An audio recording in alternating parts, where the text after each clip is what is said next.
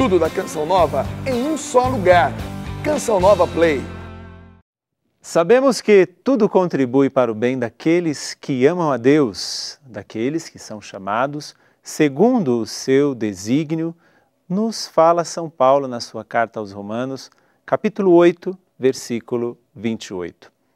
O nosso convidado foi ordenado diácono no dia 23 de setembro de 1996. Ele coordenou também a pastoral vocacional da região episcopal Lapa. Foi secretário regional do curso de teologia para agentes de pastoral e ordenado padre no dia 24 de maio de 1997, na paróquia São Brás de Vanini, sua terra natal. Atualmente é o vice-presidente da Pastoral dos Nômades no Brasil, assistente eclesial para a comunidade Voz dos Pobres e membro do Conselho de Presbíteros da Arquidiocese de São Paulo e vigário-geral para a região episcopal Lapa. E recentemente foi nomeado pelo Papa Francisco bispo auxiliar da Arquidiocese de São Paulo. Vamos no programa de hoje conhecer um pouco mais da história de Monsenhor Jorge Pierozan. Começa agora o Gente de Fé.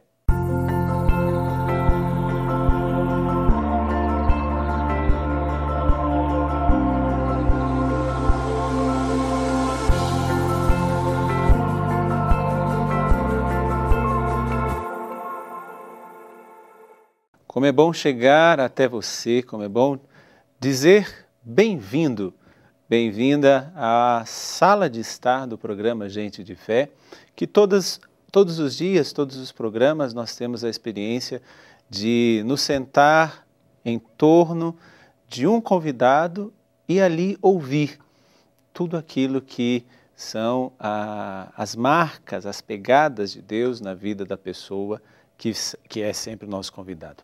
Você sabe, o nosso programa não tem de maneira nenhuma a intenção de trazer só os milagres, as coisas todas que Deus faz, porque nós sabemos que Ele faz, Ele pode, Ele é o Todo-Poderoso. Mas o mais bonito desse programa é trazer principalmente que mesmo nas perdas, nas dores, nos sofrimentos, Deus está sempre presente. Ele caminha conosco, Ele está conosco. E é justamente destas marcas de Deus, destas pegadas de Deus, como eu falei já anteriormente, que eu tenho a alegria de receber o Monsenhor Jorge Pierozan. Bem-vindo, Monsenhor. Muito obrigado, Padre Anderson. É uma alegria, desde já uma saudação a todos os telespectadores da Canção Nova também.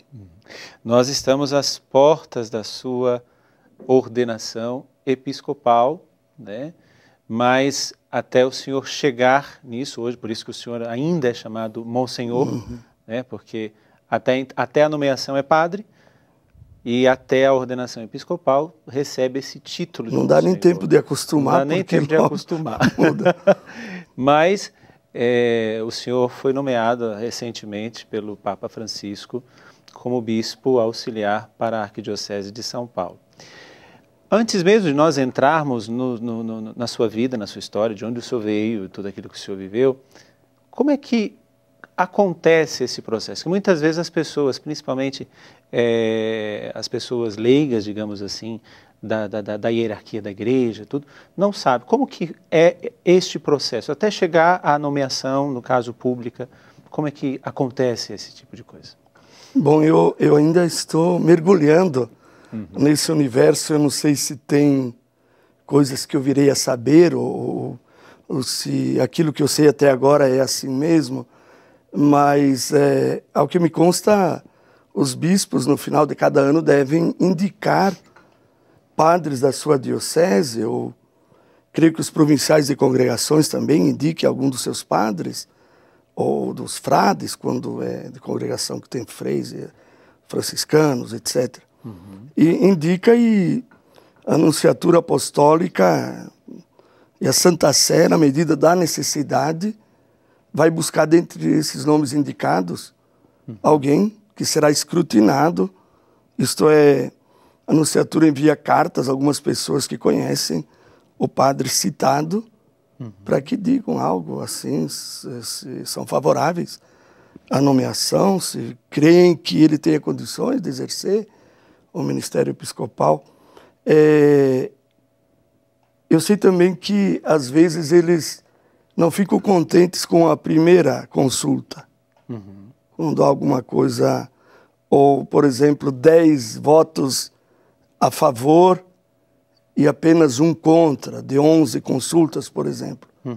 Então, verificar se esse que é contrário tem alguma coisa séria, para que parece que tudo converge para uma direção, mas a coisa é muito séria. Sim. Eu creio que é muito séria e tenho percebido no decorrer dos tempos que é assim. E depois, no final do outro ano, o bispo pode repetir os seus nomes. Assim, pode indicar os mesmos 3 que indicou no ano anterior, ou mudar, se quiser. É mais ou menos assim que funciona. E não sei há quanto tempo é assim, e não sei se no futuro ainda será assim. Sim. Eu brinco, às vezes, com alguns padres que eu vejo que têm o desejo de se tornarem bispos. Eu falo, eu gostaria de quem quer ser, vai ser. Vamos fazer um curso, você quer mesmo, você gosta disso, por que né? Então vamos fazer um curso, um tempo de se preparar, e você vai fazer isso, que parece que você quer muito, mas não é assim. Não é assim. Normalmente, os que são chamados não estão esperando. A maioria das vezes não estão esperando isso. A maioria das vezes não queriam e não Também. estavam preparados para receber a notícia. Também. E, claro, nós sabemos... Eu estou aqui com uma cruz, ganhei do Dom Eduardo. Sim. No dia em que fui nomeado, precisava de um solidel, eu nem sabia. O Dom Eduardo também, aqui, bispo auxiliar de São Paulo, me deu um. E depois Dom Odilo me deu o dele da ordenação. Olha só. Eu tenho 2 já, então eu vou fazendo chá de bispo, assim, com coisas que eu vou ganhando, montando um enxoval. Justamente porque o senhor não esperava. Mas, até mesmo antes de nós entrarmos nisso tudo, como o senhor disse, o senhor foi pego de surpresa. Como é que foi receber a notícia? Qual foi os sentimentos que o senhor trouxe, as reações que o senhor teve?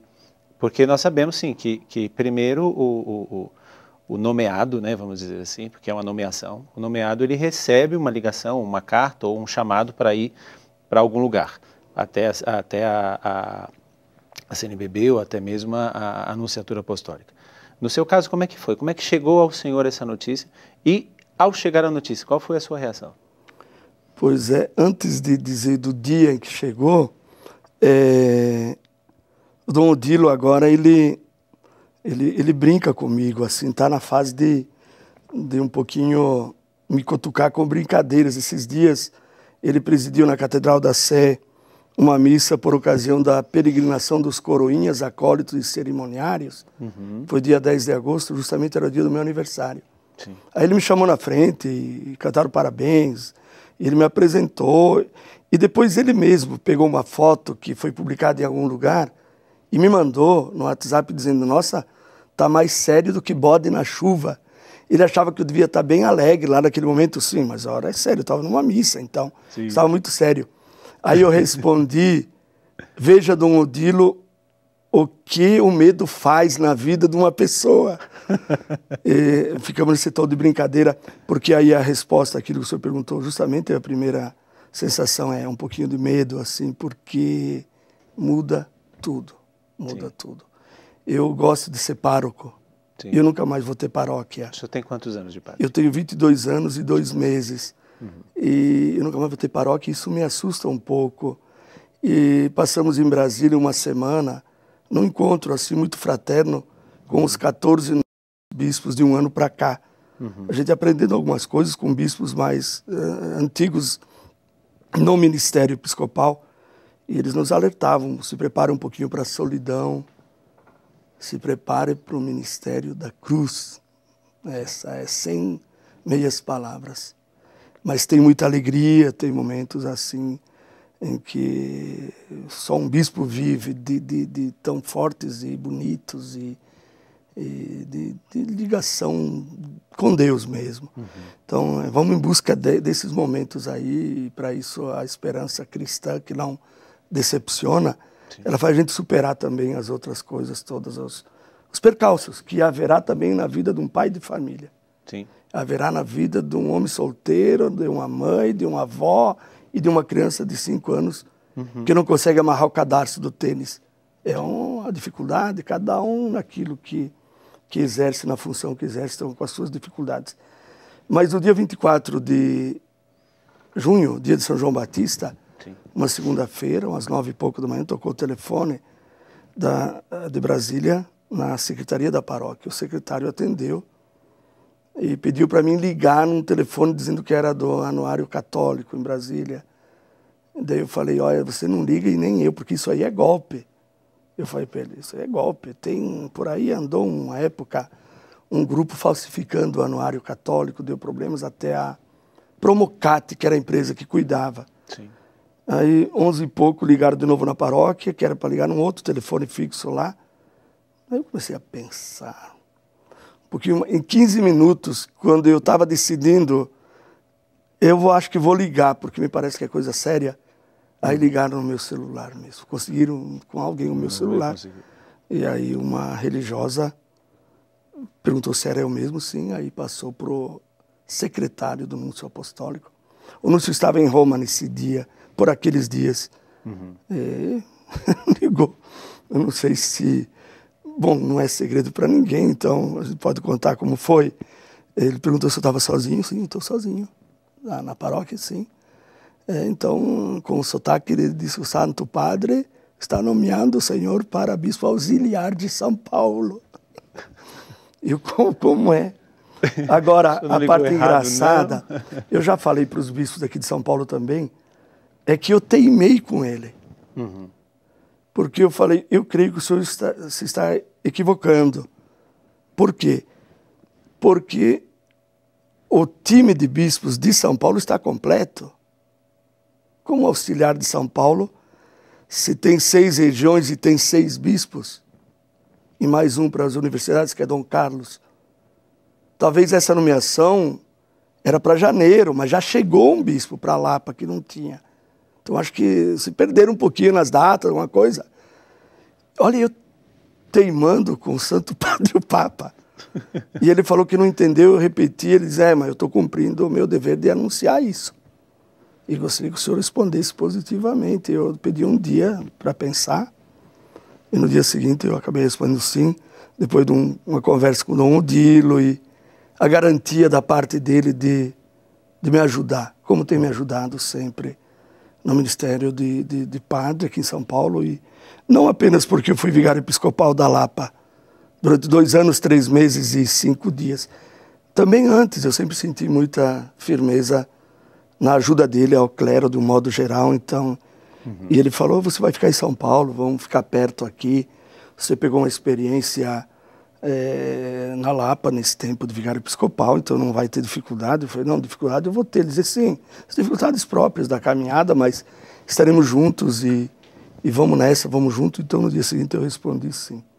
Agora, eu estava escrevendo esses dias algumas coisas para minha fala para o dia da ordenação. Sim. Depois vamos falar também desse dia, mas o meu discurso tem uma parte que eu vou dizer assim. Eu li num automóvel, escrito na traseira de um carro, um adesivo, Deus dá as maiores batalhas aos seus melhores soldados. E aí eu vou dizer aquilo que eu vi escrito. Deus deve estar me confundindo com o Rambo. Porque eu não sei onde ele viu essa força para enfrentar essa batalha. Em todo caso, agora a gente brincava antes de começar a gravação sobre a música bonita do Diácono Nelsinho Correia e que Monsenhor Jonas Abib gravou por primeiro, sim, que fala o barco está em alto mar, não dá mais para voltar e está realmente agora em alto mar. Um poeta, não sei se foi Mário Quintana, disse uma vez, os barcos estão seguros no cais do porto, mas não foram feitos para isso. Então vamos navegar. Vamos navegar.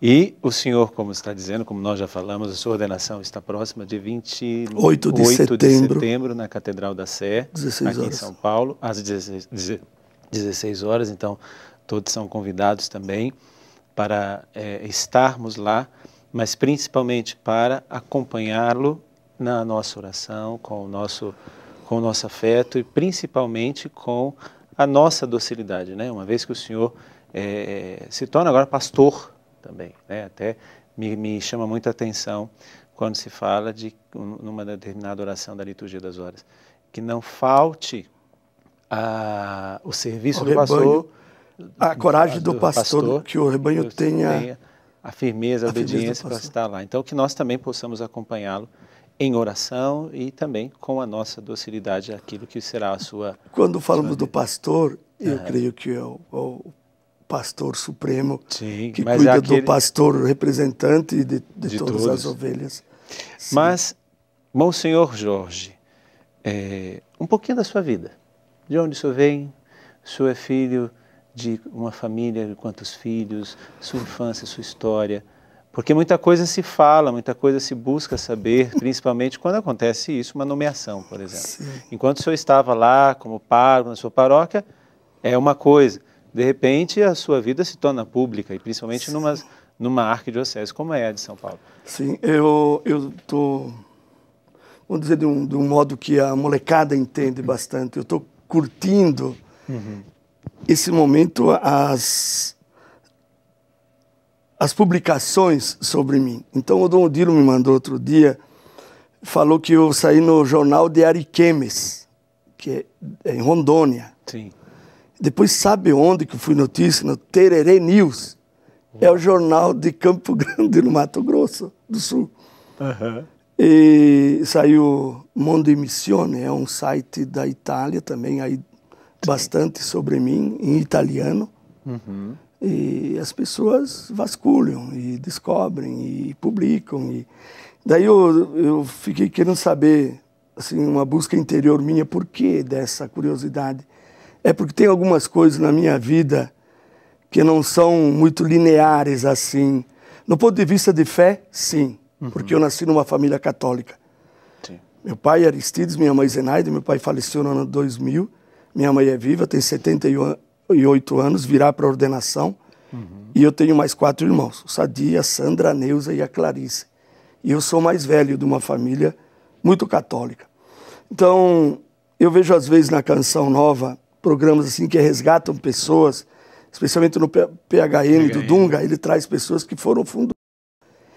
E eu fico olhando assim, eu não tenho isso. Eu não fui traficante que se converteu, eu não usei drogas, depois um dia encontrei Jesus, caí do cavalo no caminho para Damasco, o caminho para São Domingos do Sul, que é perto da minha cidade natal, não aconteceu nada disso.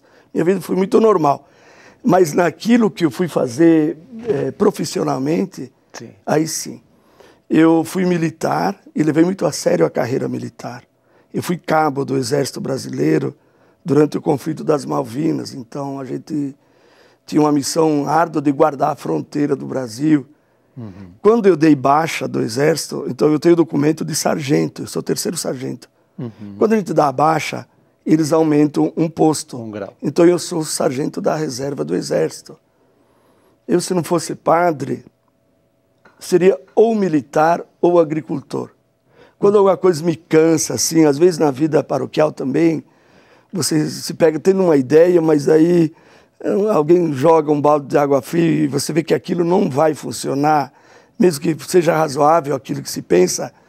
Aí vai, por que eu saí lá da roça, lá que eu nasci para cuidar de cavalo, e de vaca, e de galinha, e trabalhar a terra? E nessas horas vem esse pensamento. Porque é o profeta Amós. Foi assim, um pouco, trabalhava agricultura, era pastor de rebanhos, plantador de sicômoro, se não me engano.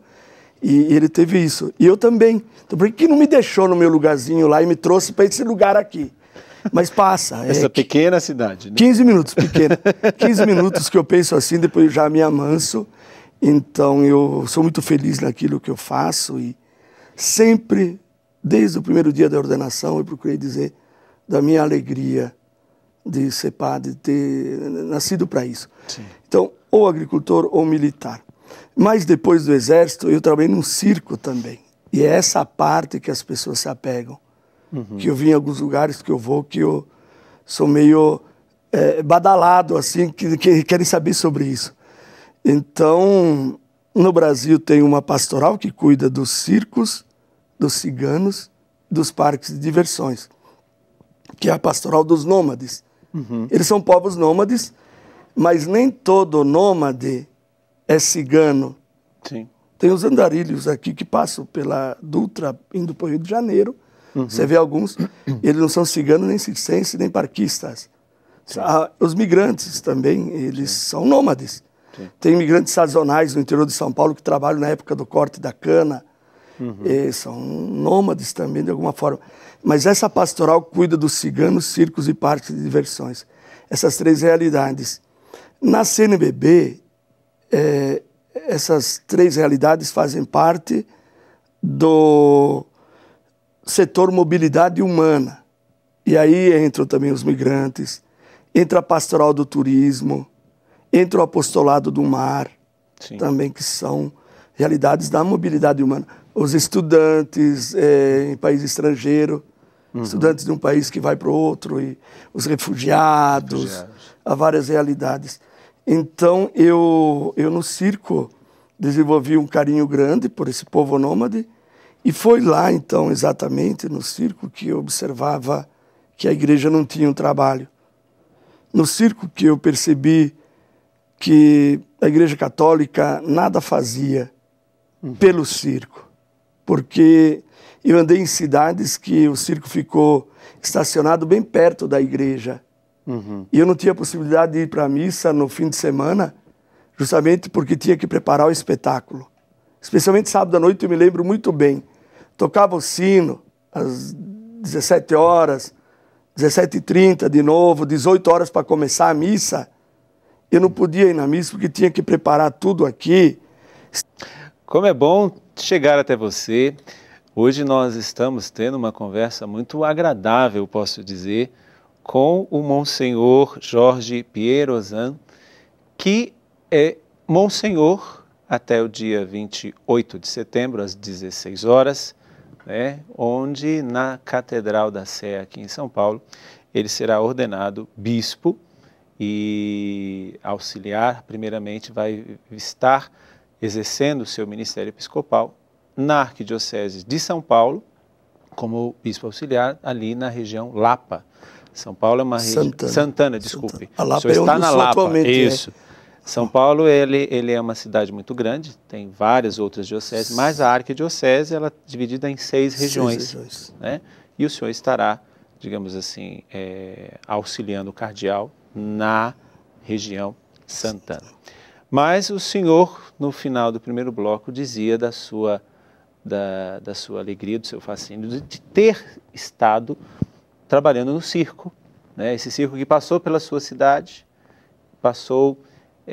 chamou a atenção do senhor, o senhor foi, chamou a atenção de quem estava lá, e nisso o senhor ficou, aí dali mesmo o senhor já foi e continuou com eles. Sim, eu andei um determinado tempo e dali eu fui interiorizando essa ideia de fazer uma caminhada do picadeiro para o altar. Para do altar retornar ao picadeiro, assim. Se a gente quiser escrever um roteiro, uma tese ali, do picadeiro ao altar, o título está pronto assim, porque... A sua biografia está pronta. Porque quando você está diante de uma plateia, ali no circo, especialmente o palhaço, ele tem que dar pirueta, rachar a cabeça no chão lá para alegrar as pessoas. E de alguma forma no circo se faz, se exerce essa... É um sacerdócio a seu modo também. Sim. Sacerdócio a serviço do lúdico, da alegria. E ser padre é estar de novo diante das pessoas dessa forma. Alguém uma vez analisou um pouquinho, quando eu me via, nas horas que eu estava um pouquinho mais sério, durante já o exercício do ministério sacerdotal, dizendo: você tem que continuar tendo a alegria do palhaço.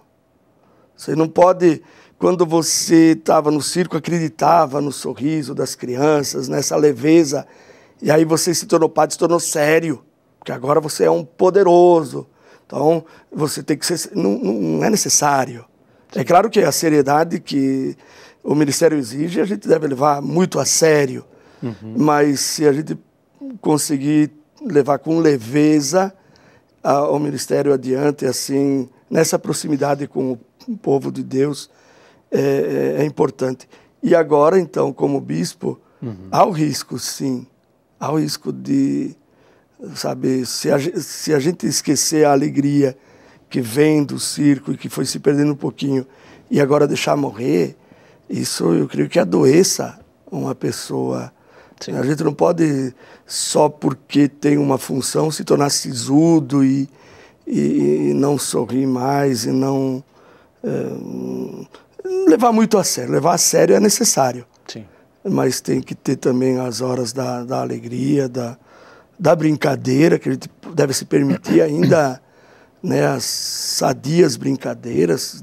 E isso eu falo até como dentro do meu ministério mesmo sacerdotal também, que é algo que a gente escuta muito do povo de Deus, né? Que muitas vezes até às vezes a nossa cara, sim. O Monsenhor Jonas, né, o nosso fundador, ele diz: o problema é meu, mas a cara é dos outros. Verdade. Nós temos problemas, nós temos as situações, nós temos inúmeras coisas, mas uma vez que o senhor bem comparou, uma vez que o palhaço que está ali e ele precisa contagiar a alegria da plateia, o padre também. Então, sim, mesmo com os nossos problemas, que todo mundo tem, como claro, o pai de família, a mãe, nós também temos os nossos, mas a cara é para os outros. É verdade. Nisso, o senhor traz essa marca para o seu ministério. Como é que foi? Porque o senhor é de Vanini, é isso? Isso. Vanini fica onde? Fica na encosta superior do Nordeste, mais Nordeste do Brasil. No Rio Grande do Sul, o meu estado, ele é dividido em regiões como os outros estados também. Então, lá tem a região da Campanha, que é a fronteira ali com Uruguai e Argentina. Região das Missões, que se estudou em geografia, das Missões Guaraníticas, ali na outra fronteira com a Argentina. Tem a Serra Gaúcha, que é muito visitada pelos turistas. E tem o Planalto Médio. E tem a encosta superior do Nordeste, que fica entre o Planalto Médio e a Serra. É ali que eu nasci. Então eu nasci no final da Serra, sim, início do Planalto, final da terra da uva, início da terra do trigo, que é a região do Passo Fundo. E ali, até no meu brasão episcopal, eu fiz questão de colocar a uva e o trigo, são símbolos eucarísticos, sim, mas no meu caso ele tem muito a ver com a agricultura dos italianos, e justamente por eu ter nascido ali, história. A minha história, sim, ela é ligada ainda à uva e o trigo, porque na Serra Gaúcha não tem trigo. E no Planalto, ali de Passo Fundo e a região, pouquíssima uva, não é lugar de uva. E eu estou no meio, bem na linha divisória, onde se tem ainda trigo e se tem uva também, então eu coloquei.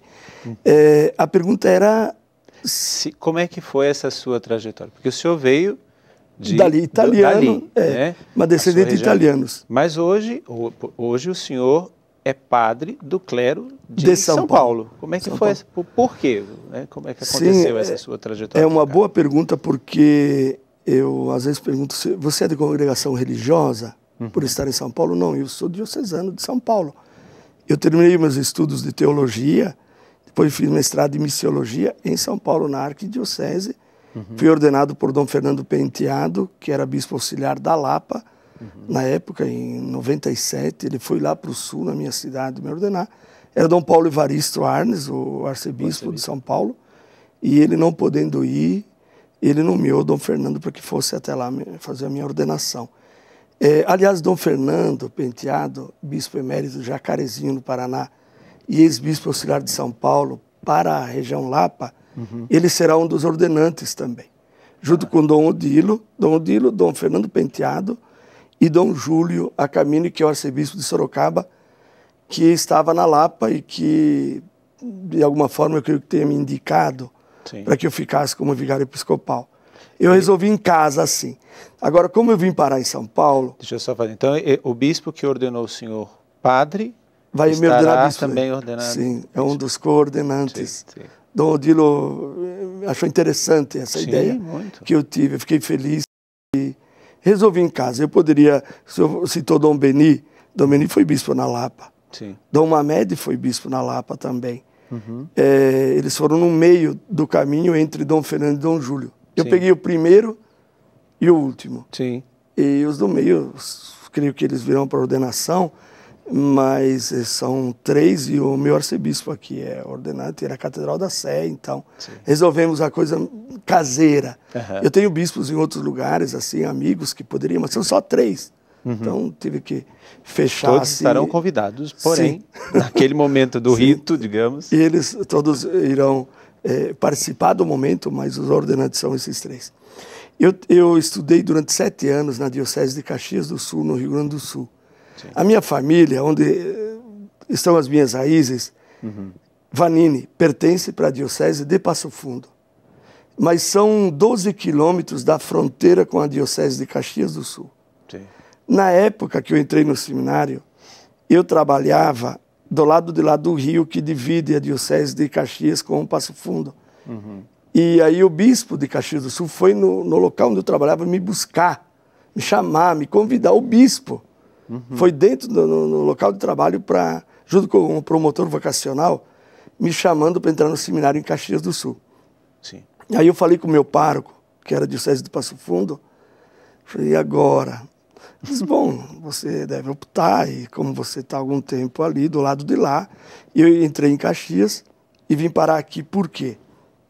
A Diocese de Caxias do Sul fez um projeto missionário de 1 ano, justamente onde estão as suas raízes, padre, antes no bairro do Limão. Existia na cabeceira da ponte Júlio de Mesquita um acampamento de circenses e ciganos ali. Quem vai daqui para lá, do lado esquerdo, na Marginal Tietê, onde é a cabeceira da ponte, eu morei o ano de 91 acampado com os ciganos e circenses, e depois morei no ano de 94 de novo. Então, em 91, eu vim pela Diocese, colocado ali no meio deles, com mais 2 seminaristas e um padre, que é justamente o padre que iniciou esse trabalho com os ciganos, circos e parques no Brasil, que é o padre Renato Rosso, um padre italiano, que hoje mora no Bangladesh, com os ciganos do Bangladesh. Então nós moramos aí como um seminário de lona, com um padre cuidando de 3 seminaristas. Era um seminário. A sua vida inserido, formativa no seminário inserido. O primeiro ano de teologia foi assim. Aí, o segundo ano, a Diocese chamou de volta. Era 1 ano, já está bom. E voltamos para fazer o segundo ano de teologia, lá no Sul mesmo, na PUC, em Porto Alegre. Não em Caxias, mas a Diocese colocava seus seminaristas na PUC. E eu, esse ano de 92, enquanto eu estudava na PUC, eu estava ainda com o olhar voltado para essa ideia de morar por causa do circo antes. Sabe, eu falei, se eu ficar no seminário normal aí, eu vou pegar uma paróquia, eu nunca mais vou poder nem visitar um circo, como é que vai ser isso? Então eu trabalhei o ano todo a ideia de romper no final do ano com a Diocese e voltar para o acampamento. Assim, eu fiz isso, mas não imediatamente. Eu vim para São Paulo, continuei a faculdade de teologia, o terceiro e o 4º ano. O 4º ano eu fui acampar, o terceiro não. Mas o 4º eu morei onde eu morava no primeiro ano de teologia. No terceiro o senhor ficou no seminário aqui mesmo? Eu fiquei numa paróquia em Guarulhos, num projeto chamado Brasil Vivo. Eu não saí do seminário para entrar no outro seminário, porque a minha ideia era o acampamento. Então eu fiquei 1 ano ajudando o padre num projeto social ali que fica no bairro Uirapuru, em Guarulhos. E aí, terminando o ano, eu voltei para onde comecei. Assim, eu fiz o primeiro e o 4º ano morando numa lona, ia para aula de teologia com meus livros, minha pasta, meu chapéuzão, velho rasgado, e as botinas, e umas fivelas, e cabelo comprido, e rabo de cavalo, e por aí vai. E eu terminando, quando ia terminar a teologia, eu falei, eu quero ser padre. E para ser padre, não é ficando aqui que eu vou ser padre. Então que eu devagarinho fui me aproximando da Arquidiocese de São Paulo, aproximando até que Dom Fernando Penteado me acolheu na Lapa, e com a assinatura do cardeal, eu me apresentei para ele, e eu fiz aí a faculdade, mestrado em missiologia, 2 anos para um pouquinho me inserir nessa vida da arquidiocese. Sim. E depois fui ordenado diácono, padre, e encardinado aqui, nunca saí daqui. Eu tive apenas 2 paróquias. Uma fiquei 12 anos, 6 meses e 3 dias. E agora estou na outra paróquia há 9 anos e meio e mais alguma coisinha. E pronto. E agora vai ficar nessas 2. Teve um ano que eu também fui administrador, mesmo estando na paróquia onde eu estou atualmente, eu cuidei de uma outra que estava sem padre, paróquia São Tomás Mor, que fica na Vila d'Alva, aqui em São Paulo, na Zona Oeste também. Nesse tempo, porque a gente percebe a sua dinamicidade como padre, né? Até mesmo tudo aquilo que o senhor foi vivendo como pastoral vocacional, curso de leigos, curso de teologia de agentes de pastoral. Hoje o senhor é vice-presidente da Pastoral dos Nômades no Brasil, todas essas realidades. E agora também nomeado bispo. Mas dentro de toda essa sua vida pastoral, né, tem também o seu estudo de missiologia e tudo. Como o senhor vê hoje principalmente a dimensão missionária no nosso país? Falo no nosso país, mas vamos começar da nossa realidade. Porque o senhor hoje, assumindo o ministério episcopal, o senhor vai ter que também ser este motivador, esse que puxa, esse que leva. Como que o senhor vê? Porque o senhor está no seminário. Dentro do senhor tinha essa dinâmica até, creio eu, o senhor abriu mão de ter ali o seu certo conforto do seminário, a sua rotina, aquela coisa que o seminário oferece, como é normal oferecer, para vir, como o senhor disse, né, para baixo de uma lona.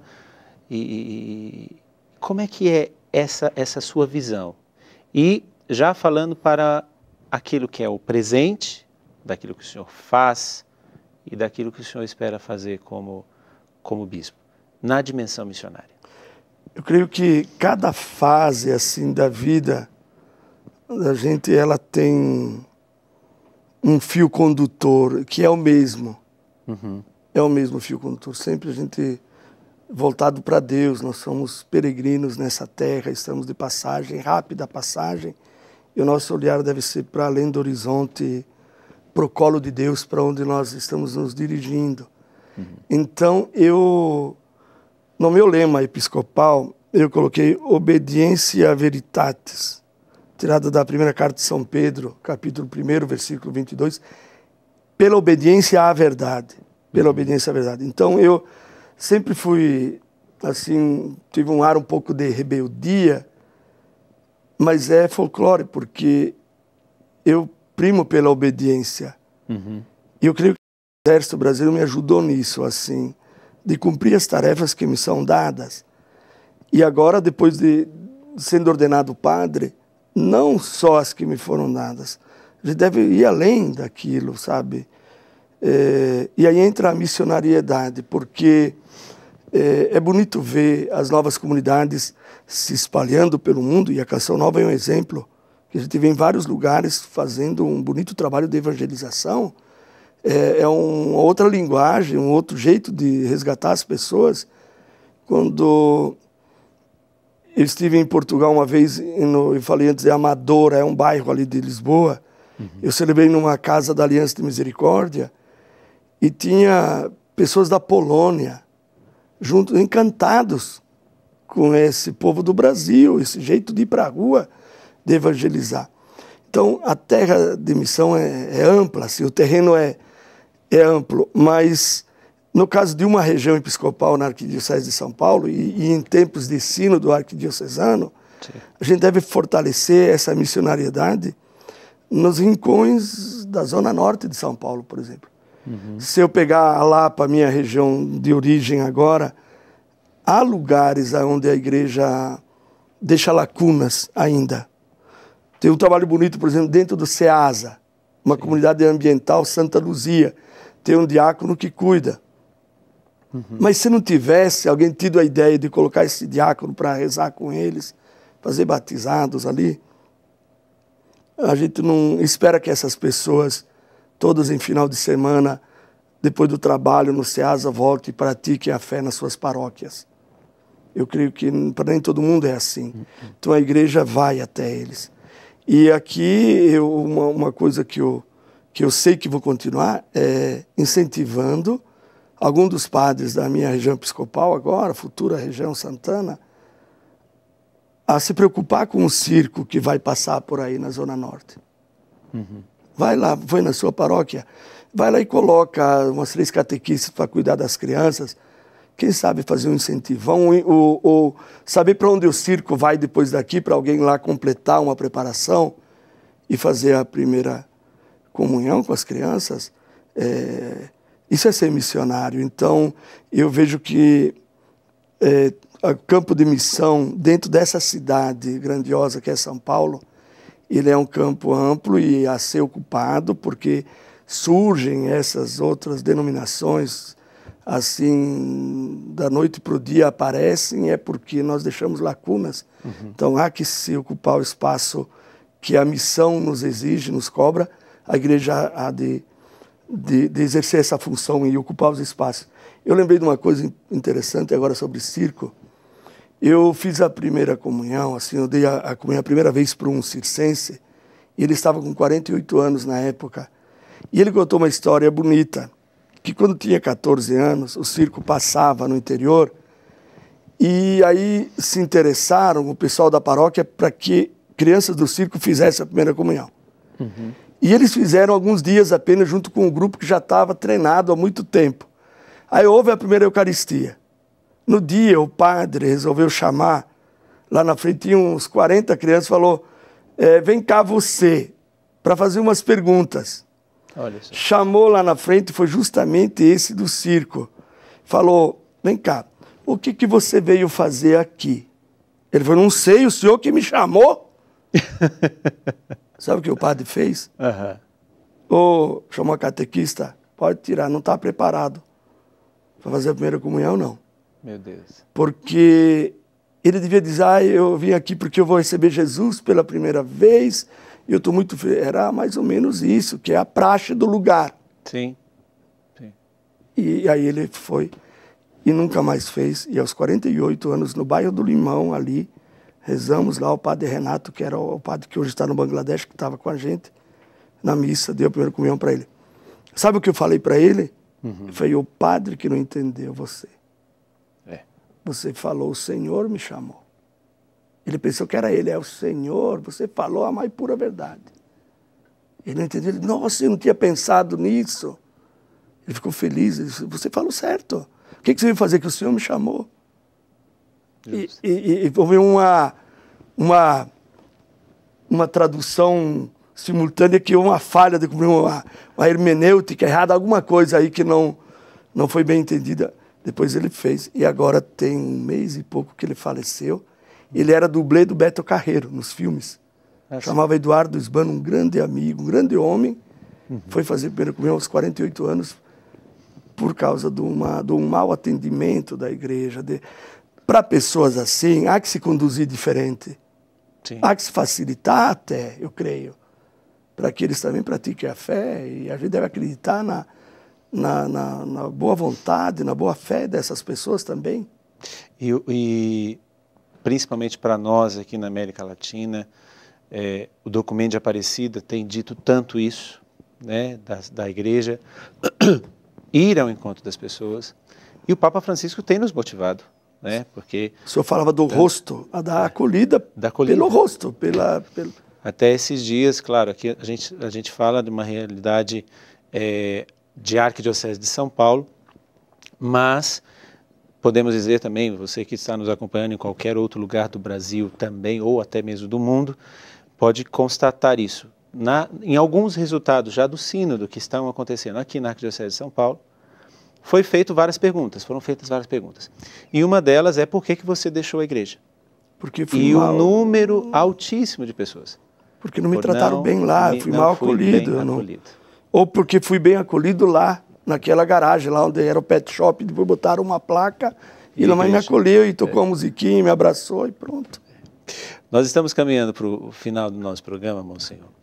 E eu queria que o senhor, agora, olhando para essa câmera, que o senhor pudesse dizer de maneira especial, para o povo de São Paulo, para o povo da sua região de Santana, que vai ser, né, que também é a minha região de origem, né, mas para todos aqueles, porque agora o senhor não será bispo da Arquidiocese de São Paulo, região Santana. O senhor será o bispo da igreja.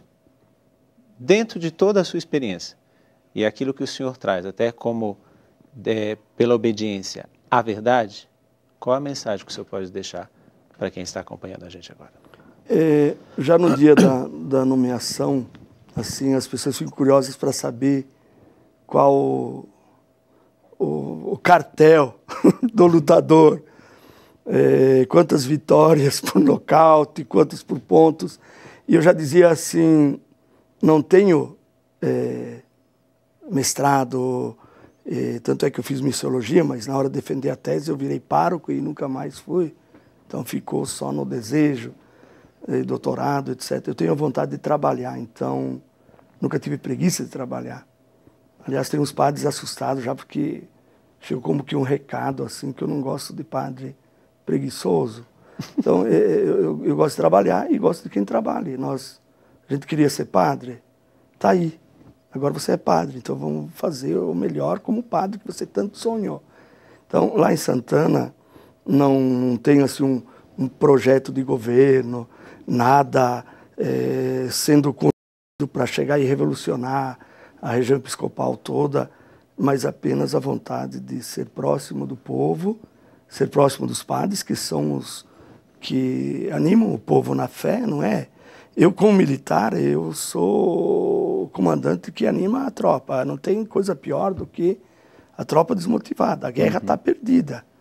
Então eu sei do papel assim de falar que eles são tenentes e eu sou major.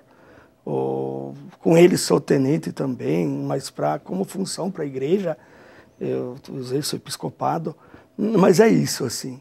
Apenas o trabalho é uma garantia que eu dou de muito trabalho a favor do reino de Deus e de levar as almas para Deus, e junto com os padres, são 120, é um número grande de padres. Então, dia 29 de setembro, às 15 horas, tremendo as pernas, eu entrarei na igreja de Santana, naquela missa de apresentação. O Dom Odilo vai me apresentar como bispo para a região. E aquilo que o senhor falou é uma verdade, assim, eu sou bispo da igreja e da igreja de São Paulo. Eu vejo que há uma sintonia grande entre os bispos auxiliares também, então eles se ajudam e eu aprendi bastante com eles nesse tempo de vigário episcopal. Sim. E agora eu vou para um lugar onde que eu mais ou menos entendo como funciona e me senti sempre muito bem acolhido e quero também da parte dos bispos e do Dom Odilo essa garantia da ajuda deles, do fortalecimento também no meu ministério nesse começo, que eu não treinei para ser bispo, não sei muito bem como funciona. Eu não sei onde liga a luz, onde fecha a chave lá, qual que funciona. Daqui a um tempo eu saberei de cor e salteado com a luz apagada, mas agora eu preciso da ajuda deles e eu sei que será assim. E eu sei que o povo de Deus vai rezar muito. Eu tenho eu creio muito na força da oração. Eu aprendi com meu pai. Ele em casa sempre dizia, a oração vai longe. E ele rezava muito. Ele nos convocava a rezar. E vai longe, alcança lugares, situações que a gente nem consegue imaginar. Então, eu confio o meu ministério na oração, assim, a força da oração de todos os da região Santana e da Arquidiocese, da igreja, os telespectadores da Canção Nova, todo o povo de Deus, o povo de boa vontade. Muito obrigado, Monsenhor. Nós vamos deixar combinado aqui no ar já que daqui a uns 5 anos o senhor volta para dizer como foi os seus primeiros 5 anos de vida episcopal. Pode ser. Muito obrigado mesmo pelo seu testemunho, pela sua vinda. Estaremos lá também com o senhor. A TV Canção Nova aqui de São Paulo vai transmitir a sua ordenação. Então você que é de São Paulo e toda a região, é onde o canal 59.1 pega, com certeza você estará. E quem não puder vir, acompanhem o Monsenhor com as suas orações. Muito obrigado mesmo. Obrigado. E a você que quer ver de novo esse programa ou qualquer outro programa Gente de Fé, basta você ir no canal da Canção Nova no YouTube, o Canção Nova Play. Deus abençoe você e nos encontramos no próximo Gente de Fé. Bom, Senhor, seja sempre bem-vindo. Obrigado, querido.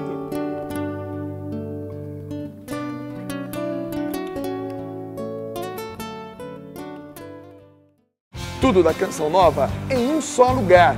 Canção Nova Play.